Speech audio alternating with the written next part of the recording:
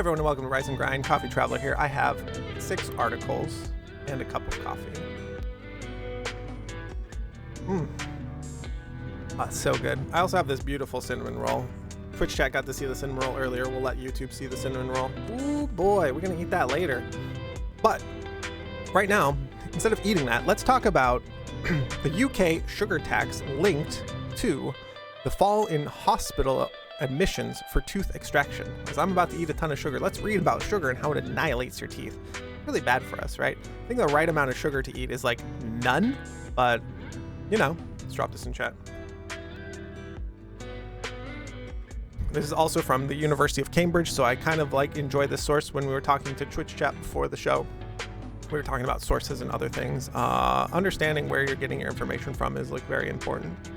And that makes information gathering actually very, very difficult because everyone has their own bias, right? So understanding that and these other things. I even have my own bias. I'm a huge lefty. I think like Republicans should not exist. So like getting your information from me has its own bias as well too. And let's just understand that. And it's also survivorship bias and a whole bunch of other privileged things in which people are in position to give out information like this anyways. So with that said, let's get started. The UK soft drink industry levy introduced in 2018 may have saved more than 5,500 hospital admissions for tooth extractions, according to an analysis by researchers at the University of Cambridge. Sweet. Sugar sweetened drinks account for around 30% of the added sugars in the diets of children aged 1 to 3 years old. What the hell? Really? Aren't they just supposed to be drinking like milk and stuff to get calories in them and not sugar? No wonder kids like are bouncing off the walls. Oof. And over half of their drinks by late adolescence. Oh no. We drink a lot of water in my house. Like we love water and milk. So like when I was growing up, I remember a lot of water and milk. We had access to a lot of like soda and juice and other things, but I remember a lot of water, but that is like incredibly high. Anyways, in England, nearly 90% of all tooth extractions in young children are due to decay, resulting in around 60,000 missed school days a year. Wow. It's a lot of brain drain for also chronic pain, because when you have a tooth that's in chronic pain, it takes a while for it to get extracted. So it's even further than just the days lost from the extraction. Like that number is actually higher than 60,000 missed days a year, and lost productivity and lost learning and loss, right? So preventing that is like very, very good. Sugar, the World Health Organization has recommended a tax on sugar sweetened drinks to reduce sugar consumption, which more than 50 countries have implemented. The right amount of sugar is probably 0. Let's be real. We will never get there, but for the most part, sugar not good. A lot of juices have added sugar on top of it. Yeah, exactly. JB knows what I'm talking about in Twitch chat. In March 2016, the UK government announced a soft drink industry levy, or sugar tax, which aimed to reduce sugar intake by encouraging drink manufacturers to reformulate their products. One of the problems with the reformulation, though, is that they're just going to add like aspartame or Splenda or this other garbage as well, too, which, I have qualms about that. Emo looks, higher sugar equal higher chance of diabetes. I actually have an article on that right next to this one. Like, but also, Emo looks, if you didn't see it earlier, we're eating a cinnamon roll later, so I'm gonna be diabetic as well too. Everyone is pre-diabetic, turns out. You live long enough, you eat enough sugar, you're pre-diabetic.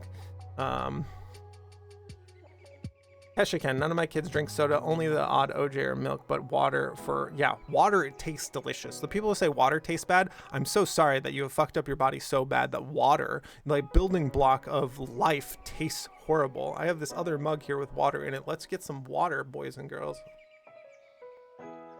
Oh yeah, God, it tastes so good. Cold, room temperature, hot, I don't care. Water is amazing.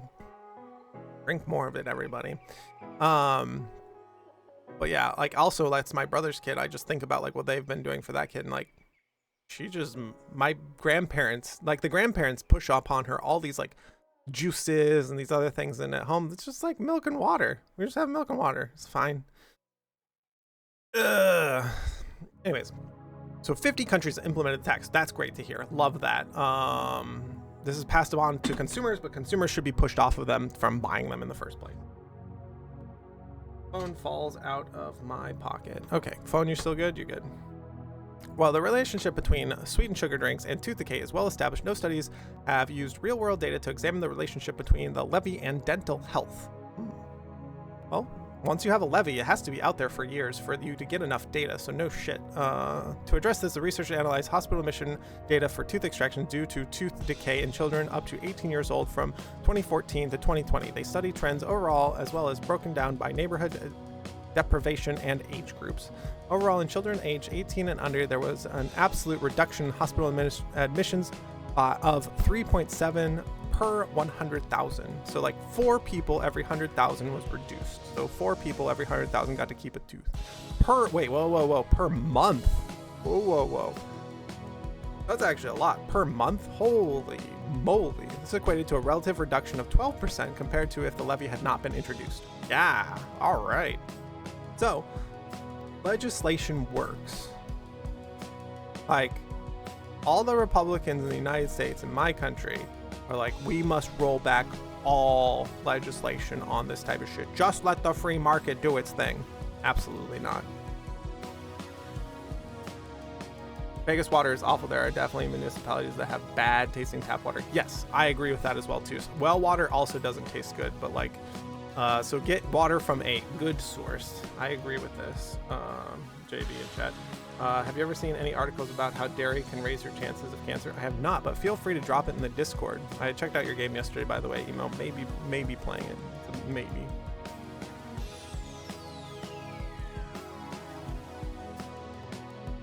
I believe the water crisis in Flint was resolved, but like not greatly resolved, because also we read an article that that was one of the first rise and grinds that Flint still has problems. But also there's soft water and other things. But anyways, water good for you. Like, bottom line, water is good for you. Drink water. Find a clean source of water wherever you can and drink water over everything else. Everything else. It's so good. We're gonna have some more. Anyways, there is more to this article, but I think we've found the good points of this article. You can read the rest. It's going to be linked in YouTube below. Thanks, Twitch chat, for jumping in. Appreciate that very much. Let's go to the next article. One caught my eye. This is from ohsu.edu, love.edu sources. Now, we'll see if it's like good or not, but you know, caught my eye. This is from a study. People with obesity burn less energy during the day. OHSU researchers build on studies that healthy weight participant organized studies that included different body sizes. Like, one of the problems with a lot of research is they don't like include all body sizes, or even in rat research, they only do male rats. They're like, female rats have hormones and other things. We can't do research on female rats. They're too inconsistent. It's like, okay, well, what about all the women that exist in the world that we need to do research for? Like, why are we only researching male rats and then applying that to all humans? Like,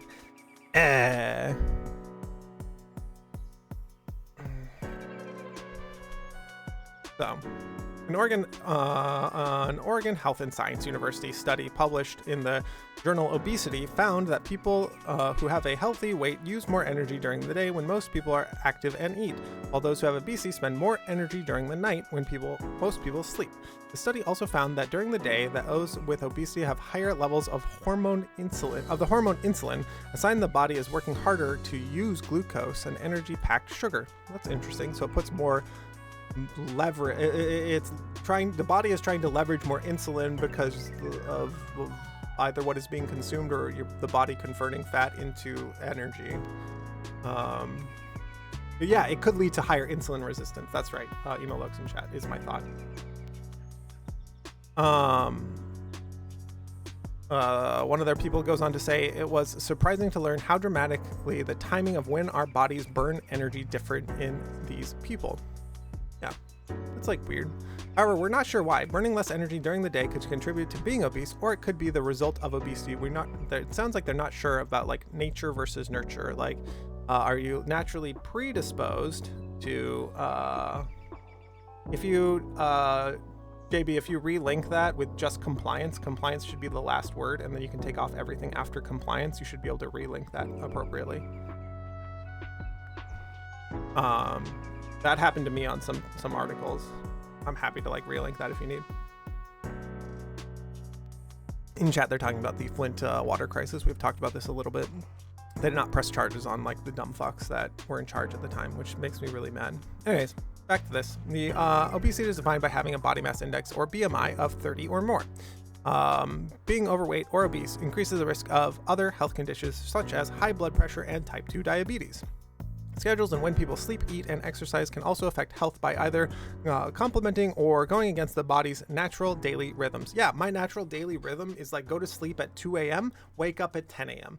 My natural body rhythm. Well, guess what? I can't really do that when most jobs are like start at 8 a.m. or start at 9 a.m. or even earlier. Some jobs are like start at like 6 a.m. It's like, ugh. My natural rhythm is to be up to like 2 a.m. So like my current trying to have a job of like being a streamer is actually very good for me because I start at 2 and go to like 10 and then work on some stuff, fall asleep at 2 a.m. And then wake up at 10 and do stuff again. So that like cycle for me is like very, very good. Now, let's see here. McHill and the study's senior author, Stephen, director of the Oregon Institute of Occupational Health Sciences at OHSU, focus on their research on how circadian rhythms and sleep impact the human body. Oh my God, we've talked about this a lot. Sleep is the most important thing you can get. It's so good for your body, flushes out your brain. You have as many like brain resources the next day as you possibly can to deal with everything. Yeah, there you go, JB. That should link it appropriately. Perfect. Thank you for finding that and dropping that in chat for the discussion about the Flint water crisis happening. While previous research has suggested circadian rhythm misalignment affects energy metabolism and glucose regulation, it fucks you up in like common terms, right? Those studies have largely involved participants who have had a healthy weight. To explore this further, McHill, Shea, and colleagues organized a study that included people of different body sizes. Yeah, because people don't want to include people of different body sizes because they're like, oh, our study's like weird and blah, blah, blah. It's like, most people are overweight in the United States and the world. Like, I think the majority of people are overweight. Why aren't our studies having the like same population distribution in them? Like, hard focusing on a small subsection, even whether it's like overweight or underweight people or anywhere in between, focusing on some small subsection of this is not good for like science and research. Yeah, but it doesn't give me the outcomes I want, so I keep getting grants. Like, anyways, let's go on. We'll read another paragraph and see where we're at because this article is wrapping up. After each period of sleep, volunteers were awakened to eat and participate in a variety of tests for the remaining time of each day. One test had participants exercise while one wearing a mask that was connected to a machine called a indirect calorimeter, which measures exhaled carbon dioxide and helps estimate energy usages. Blood samples were also collected to measure glucose levels in response to an identical meal provided each day. Interesting. So go ahead and check this out. I'll put it in the notes. That's interesting to like think about. My takeaway from that study is that like get sleep good for you, and then being overweight bad, like not great. But also, how do you get out of being overweight? It's rough. Like food tastes good. I have a cinnamon roll right there. Like I got my dad bod over here. I'm pear-shaped. Like Magic Winds, they told people it's not swept under the rug. I don't think. Just finding information about things is impossible. This is why I try to find like nice articles and not like garbage articles. All right, this one's the next one. This one's about Microsoft. Miss Willow the Witch, how was your stream this morning? A new Phasmo streamer. She, he, they, them. I'm not sure. We'll just go with they had their first stream today. Phasmophobia. How'd it go? We're doing Rise and Grind. We read articles here. Have a good time with that. I'm going to do this next article in chat, and then we're going to play Brotato after this. This is like interesting from Microsoft. Microsoft will let users uninstall Edge, Bing, and disable ads on Windows 11 as it complies with Digital Market Acts. Interesting. One of the things that Microsoft packed into Windows 11 is like a whole bunch, and even in Windows 10, a whole bunch of advertising. They gave it out for free and said you can have it for free, but we're packing it full of advertising. And then also the hard line of you can't uninstall Internet Explorer or Edge has always been a thing from Microsoft. She, her, went well, thanks. What are we talking about? This is my show segment called Rise and Grind, where I find articles that are non-violent. For the like the most part, I find no violence and no major political stuff, like the political infighting. I find articles around the world about technology. Yesterday we talked about we read the article about a giant telescope that was made. We read an article about finding of a pyramid. I have all of them up on YouTube. I have like, this is the 10th episode of this. We read like 5 articles before I get started. I was doing this anyways before my stream, so I was just like, well, why don't I just turn on the stream and do this anyways? Like, I would read these and do this myself. So that's what we doing. But yeah, go ahead and give Miss Willow Witch follow. She sounds awesome. Met her through Andy Havoc. Had their first stream today. I'm happy to go look back and see some of that Pro Phasmo play, because that game is super sweet. Anyways, what about this article? Uninstall Edge, Bing, and disable ads. Interesting. Microsoft has published a blog post detailing how it's making Windows 11 compliant with the Digital Marketing Act, DMA, in the European Economic Area. Okay, so not in my area. Thank you, Europe, though, for like actually holding like companies accountable. Fuck. The changes will allow Miss Willow wins. This also proves to my audience that I can read. Oftentimes in Brotato or other games, I can't read, but I can read. Now it's a comprehension problem in other games when I make mistakes from not being able to read. Ha ha ha! You can't read. So, you know. So this is applying to the European area only. European Economic Area. Maybe I get a VPN and like tell them that I am in Europe. I know, right? Sign me up for turning all of this off. This change will allow PCs in the European Economic Area markets to uninstall Edge, disable Bing in Windows Search, and turn off Microsoft News Feed and ads in the widgets board. The company is also ensuring Windows 11 acknowledge user defaults and allow users to uninstall almost all inbox apps from the OS. That's what I've always wanted. I just want to have like a baseline product. Like, I don't want any of this extra garbage. Like, stop garbaging up my PC. I don't want McAfee. I don't want, what are the shitty Zynga games that they have? They have like Candy Crush or whatever garbage is like installed with it. Literally can't see the earpiece in your other where I'm telling you what to say. Yeah, this ear right here. Boom. No, Paul and Nick, you already told me what to say before stream because we had lunch together. Yeah, I only want Minesweeper. Yeah, there you go. The biggest changes to come in the form of the ability to uninstall the Microsoft Edge web browser, as well as a remove Bing search from the Windows search pane. Yeah, when I search on my computer, I only want to see files on my computer. Stop giving me stuff around the internet or stuff in the Microsoft Store or stuff everywhere. Only search my PC. I press the Windows key. I type the thing. Like, what are we doing? So yeah, I got to figure out how to turn all this off.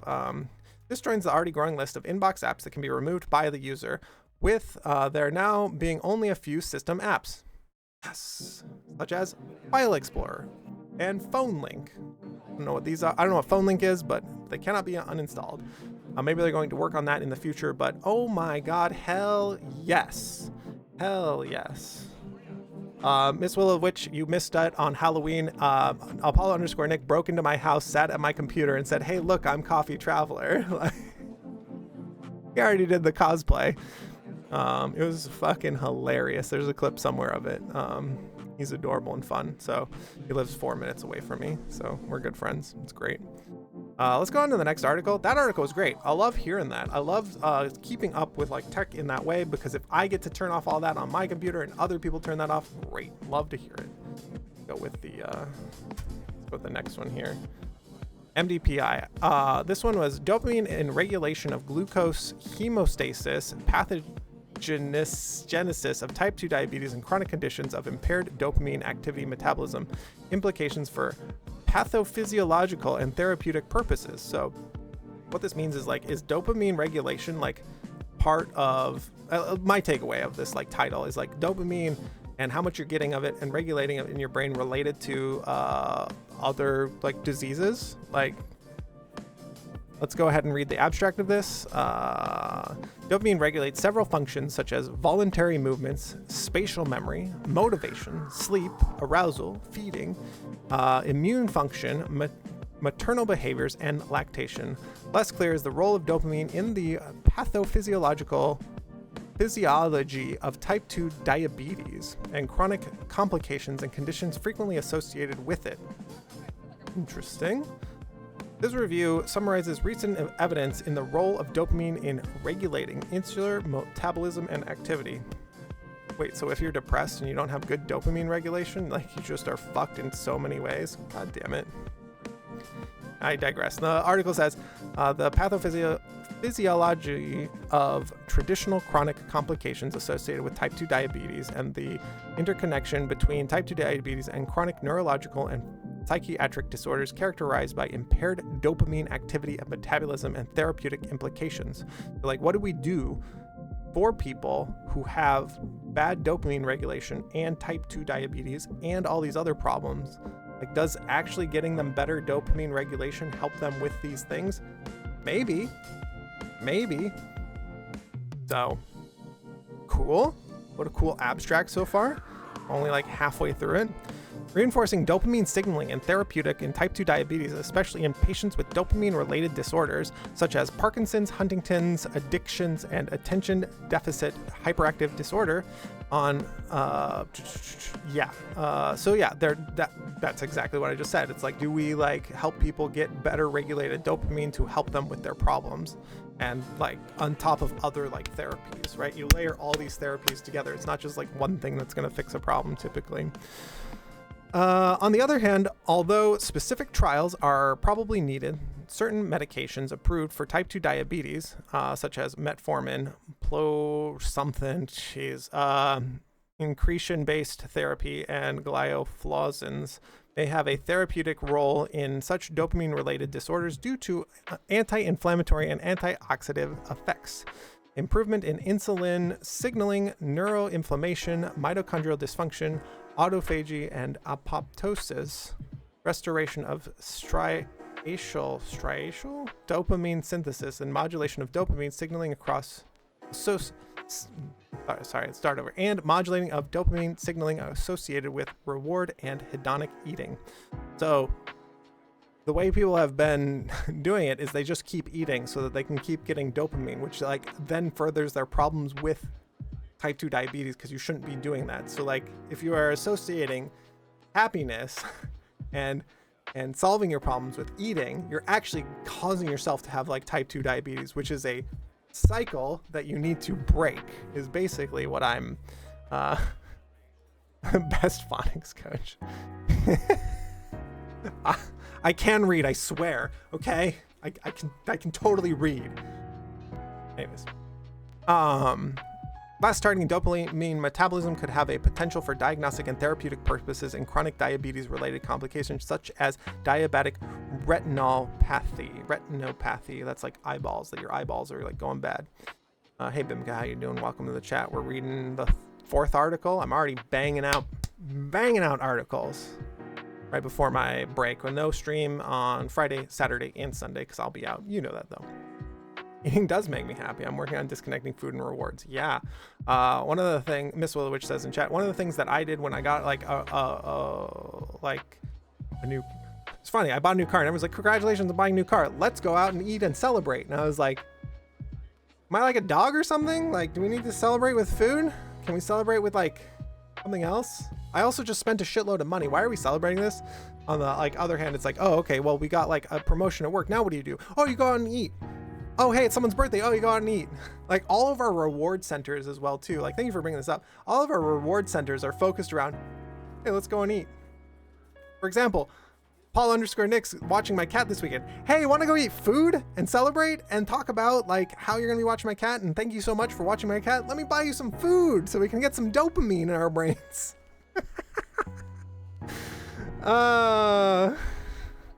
Give up eating for pleasure? How else am I supposed to comfort myself after playing Blood on the Clock Tower or any other video game? He says like, don't associate food with pleasure and other things when he has a cinnamon roll right here from his favorite cinnamon roll place. Bimka knows what I'm talking about. Fuck. But yeah, like that's basically what this is saying, is that you have a cycle you need to break. You are like, hey, you have type 2 diabetes because you have bad like at least that's what I'm reading from this abstract, is that your dopamine regulation is bad. So then you go to eat food to get dopamine, but then you're giving yourself type 2 diabetes. But then like you're just cycling on it and you're like ruining yourself. So good dopamine regulation for people is good, We have nothing to look forward to in the modern world. So like, yeah, with a big old shake. Or like, hey, good work week. Let's go down to Starbucks and load ourselves up with an 800 calorie drink, right? Let's celebrate by like, you know, loading ourselves up with sugar, which we just talked about, that sugar is so bad for the teeth that kids are better off when we give them less sugar. The same thing would apply to adults. This is why I try to drink black coffee. Can we see it here? And water, and like try not to just annihilate my body with like so many calories. Yeah. Good food makes me feel good, and then we celebrate. Yeah, exactly. See, you know what I'm talking. You all know what I'm talking about. Anyways, that's like on here. This goes on about a lot. This article is incredible. This is actually like, I think, a paper, but I don't think we're gonna have time to read it all. But the abstract is absolutely incredible, and I will have to read the rest of this offline. But like, dopamine is so very important. And even like BIMCO will know, right? And even it says on here that like ADHD people are at like higher risk for this bullshit as well too, because like the dopamine regulation in your brain is like not good. Working Jamba Juice in high school. Oh my God. Now I want a Jamba, and now I want a Chipotle. And now, can I have also a Frosty? Do you dip your Chipotle in your Frosty? Like, oh my God. I just want all the food. We can talk about all the foods. God damn it. All right, let's go talk about something else. Fuck. The Cineroll staring at me. This is from penlive.com. I don't know this source all that well, but we'll see. Eat a Chipotle burrito and a 32-ounce peanut butter smoothie. I mean, Apollo Nick, I did the 3 burrito challenge at Chipotle, and I just ate 3 burritos in one sitting. It was great. But I'm also 6'5" and huge, so you know. What are you gonna do? Anyways, yeah, 3 burrito challenge. It's easy. No problem. We went and got Frosties afterwards. It was great. Giant banana pudding shake from Whataburger. Ooh. 2 days before I was officially diagnosed with test. Yeah, exactly. Anyways, here's the next article. Let's transition. I don't have a good transition for this. I don't know about this news source, but we'll see. Ban on pelvic rectal exams on unconscious, unknowing patients passes in Pennsylvania. I thought this was already banned. I thought you weren't supposed to unknowingly do anything to anybody. Like, why? Like, why? Why? Why? Like, people are like, go under for one procedure and then some other procedures are happening? No. No. No. No. Yeah. That's what I like. We're doing things without people's consent? Why? This was like one of the first rise and grinds where we read about Japan, you know, being nicer to trans people. Like, this caught my eye that like, why is it saying just like Pennsylvania? Like, what about all the other states? And what about other countries around the world? Like, wait a second, why are we like having to do this? Oh no. Yeah, lack of consent. Yeah, just get a tattoo. No butt stuff, please. Anyways, a ban on pelvic, prostate, and similar exams on unconscious patients who haven't given permission needs only... Oh, it's not even passed yet.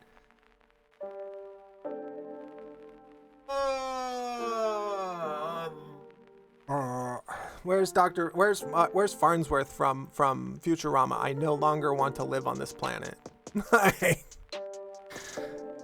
It's only halfway to being passed by the governor to become law. The state house and senate unanimously approved the law. Well, wait, if they unanimously approved it, you don't need the guy to fucking sign that shit. Like, wait a second.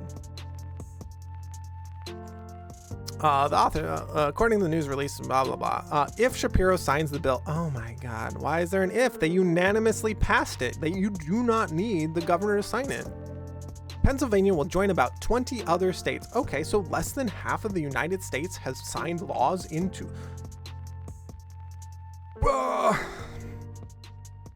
Such exams are typically done by medical students as part of their education. They have long been controversial, with some students over the years saying they were troubled by having to do exams. Thank you, students, for stepping up and being like, this shit is fucked. Like, Unclear how often they happen in Pennsylvania and at medical schools and hospitals.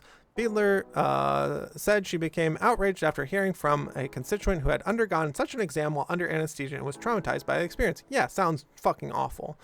In the news release, Republican state senator, they often don't tell people that this happened as well too. Like, I've read articles about this in the past, but like, holy shit. Stunned to learn that medical students and institutions were able to perform these pelvic, rectal, or prostate exams on patients without their knowledge and while under anesthesia for unrelated procedures. What in the fuck? Yeah. Yeah. Oh, you absolutely need to present laws to governor. Oh, I thought they could have just like a super majority and just like slam that shit through. Boom, super majority. Okay. Also, the other thing, why isn't this like nationwide? Why isn't this a federal law? Like, wait a second. Because states' rights. Mostly states' rights to discriminate against people. It's another rant for another time. Let's see here. Some medical schools consider the exams as an essential teaching tool. Yeah, those exams are an essential teaching tool to consenting patients. Students first practice on mannequins and non-patient volunteers. Great. Sounds great. That's a great way to do it. People who volunteer. In their final year of medical school, during hospital rotations, they practice on patients according to blah. The association said the pelvic exam is a critical tool for diagnosis of women's health conditions and remains an important skill necessary for students to master becoming first physicians with consenting parties. So mad right now. From my understanding, it's presented to students as a learning experience and is just seen the norm. Yeah, but it should be done with consenting parties. It said they literally said they have volunteers. Ugh. I had one surgery under general and I was hoping it didn't happen to me, and I'm trying just not to think about it. Yeah, exactly. Like, Jesus fucking Christ. But the association stressed the need to obtain clear consent from patients. Good.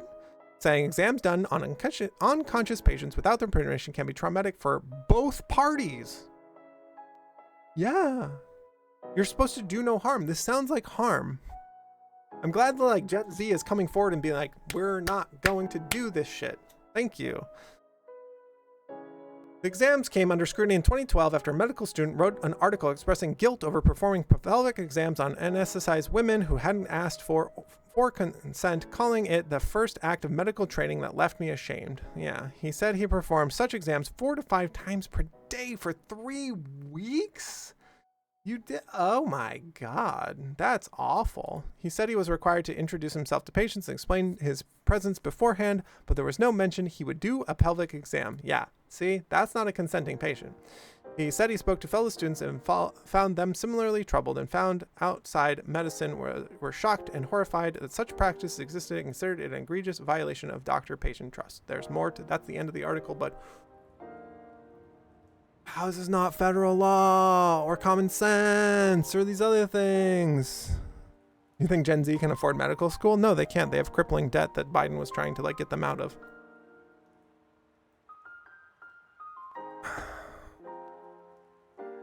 You'd be surprised, shocking how many things are completely illegal in various states for the whole, or even for the whole country. Yeah, for sure. Yeah. So do no harm. We're about enthusiastic consent around here. Be as weird as you want with as whatever people you want to do it with in like a private setting with consenting adults. But this shit is fucked up. And Pennsylvania still hasn't signed it. They have brought it forward. And it's been 10 years, like over 10 years since 2012 when it first came under scrutiny. I'm so glad someone came forward in 2012 to be like, yo, this shit is fucked. Absolutely not. So that's the internet giving us like more information. The more you know, the more you can say things, the more you can stand on a platform to be like, this shit's fucked. Let's not do this. Anyways. Put your comments in the YouTube below. Press that follow button if you hadn't on YouTube. Twitch, press that follow subscribe button as well. We'll go to the next one. The whole lack of stuff getting pushed through in a timely manner makes me think of the Sunshine Protection Act. Oh no. I'll have to look at that later. This one's from Wired. I don't really like reading about Tesla or Elon Musk, but I do like reading about Tesla and Elon Musk getting screwed over. So, Sweden's Tesla blockade is spreading. Interesting. What do you mean by that, Sweden? And also, thank you, Nordic country, for being awesome and doing your thing. My hair is like out of control today. Out of control yesterday, out of control today. Might just shave it all off, we'll see. Anyways, this article, starting Friday, dock workers in all Swedish ports will refuse to offload Teslas, cleaning crews will no longer clean showrooms, and mechanics won't fix charging points as labor dispute rages on. Oh, okay, so this is like a union labor dispute thing. Good for them. Sunshine Act is what would have stopped us from rolling the clock back this year, but the Senate and... Yeah. Oh, okay, Sunshine Protecting, yeah. To ruin your day more, you can get married in Washington State as young as... Oh, it's like, yeah, no, the age of consent for getting married as well, too. It's just like, doesn't ruin my day. It makes me angry about living on this planet, but I don't know. Boo, you suck. There you go, Rumble Rose here. We know he's here. My man, we're reading about Tesla and how there is like a union something here, labor dispute. Swedish workers are uniting against Tesla. High five, Sweden. Fantastic. From tomorrow, cleaners will stop cleaning Tesla showrooms, electricians won't fix the company's charging points, and dock workers will refuse to unload Tesla cargo at all Swedish ports. What started as a strike by Tesla mechanics is spreading. Some Swedish unions described as an existential battle between Elon Musk's car maker and the conventions they say make the country's labor market fair and efficient. Yes. Good job, y'all. Work together. Yeah. I stand with the unions now, and if they overreach in the future, I won't stand with them, but right now we need unions. The greatest union in the United States is the police union, and then they go and break up other unions. I don't understand. It is to protect capital is what the police do, but like literal mafia style unions like the police is like overreaching. But like, yeah, until we get like good worker reform, and the fact that you can get dock workers, showroom cleaners, electricians, more, everyone saying fuck this, and they're all coming together to be like, absolutely not. Absolutely unbelievable and incredible. I love to hear things like this. The standoff in Sweden is the biggest union action the company has faced anywhere in the world. Sweden doesn't have laws that set working conditions such as minimum wage. Instead, these rules are dictated by collective agreements, a type of contract that defines the benefits employees are entitled to, such as wages and working hours. For 5 years, Industrial Workers Union IF Metal, which represents Tesla mechanics, has been trying to persuade the company to sign a collective agreement. When Tesla refused, the mechanics decided to strike at the end of October, when they asked fellow Swedish unions to join them. Hell yeah, collective bargaining. Let's go. Let's fucking go. That's right. It takes your own blood to get better working conditions. Collective agreements form the backbone of the Swedish labor model. Fighting for the Sweden model becomes even more crucial when it involves such a large company as Tesla. Negotiations are currently at a standstill. IF Metal spokesperson Jesper told Wired that there are no ongoing talks with Tesla as of Wednesday. Tesla has refused to respond on multiple requests for comment. Some unions that joined the blockade are expanding their actions in effort to be more effective. Couldn't be happier. Love to see it. Big corporation that overreaches and is a piece of shit to so many of its employees. Fuck yeah. Good job. Good job, everybody.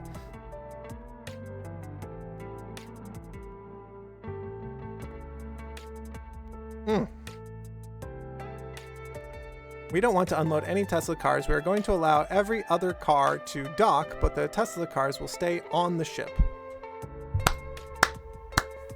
That is a huge disruption. Not only will they not touch them, they are going to leave them on the ships they're on. So now companies that are going to be like moving freight for people basically have to turn to Tesla and be like, yo, what the fuck? We can't bring your shit. Like, they're not unloading it. Oh, it's so disruptive and it's so good. Oh. He hopes Tesla will understand how important the issue is for workers in his country. Not just dock workers, but for all workers in Sweden. Yeah, so this is the collectiveness of Sweden coming together to be like, yes, let's fucking go. I love to see it, love to hear it. This makes me want to live on this planet again. Man, absolutely incredible article. It goes on a little bit more, but the takeaway is collective action works. people are willing to work with you. The original Tesla workers basically reached out and said, help, help, help. And other people around the country of Sweden said, we're in. We're in. We got you. We got your back. We're not unloading Teslas from boats anymore. We're going to cause a huge disruption for them. We're going to cause huge problems for them. Absolutely. Because they're unwilling to work with you, we're unwilling to work with them. So the kindness of strangers that is happening here, because these people don't know each other. These dock workers don't have to help the electricians or help the mechanics. They have all come together in collective bargaining to tell Tesla to fuck off. That's awesome. And I love that. And if you love the show, go ahead and press the follow button, click any of the articles down below and the links on YouTube. We will be back on again on if you're on YouTube, Tuesday, if you're on Twitch, Monday. But as for me, I'm all out of coffee. And what that means is we'll see you next time.